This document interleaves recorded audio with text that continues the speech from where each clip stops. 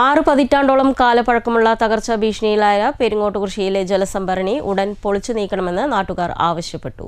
ജലസംഭരണി തകർന്നു വീണാൽ വൻ ദുരന്തമുണ്ടാകുമെന്നും നാട്ടുകാർ പറയുന്നു.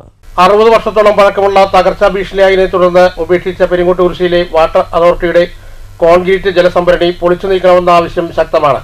പെരിങ്ങോട്ടുകുറിശ്ശി സെന്ററിൽ പഞ്ചായത്ത് കോംപ്ലക്സിന് പിന്നിലുള്ള പതിറ്റാണ്ടുകളായി ഉപയോഗശൂന്യമായി നിൽക്കുന്ന ജലസംഭരണിയാണിത്.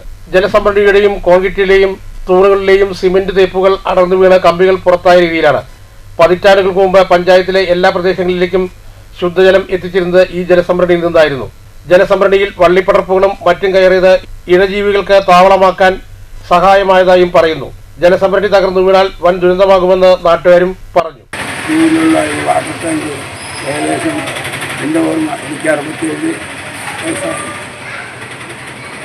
10-60 വർഷത്തെ പഴക്കമുണ്ടെന്നാണ് എൻ്റെ തോന്നൽ. ഇത് ഏത് സമയത്തും നിലം പതിക്കാനുള്ള ചാൻസ് ഉണ്ട്. അതിന് ഒന്നുകിലെ സർക്കാർ പഞ്ചായത്ത് സർക്കാർ നടപടി ഉണ്ടാക്കണം.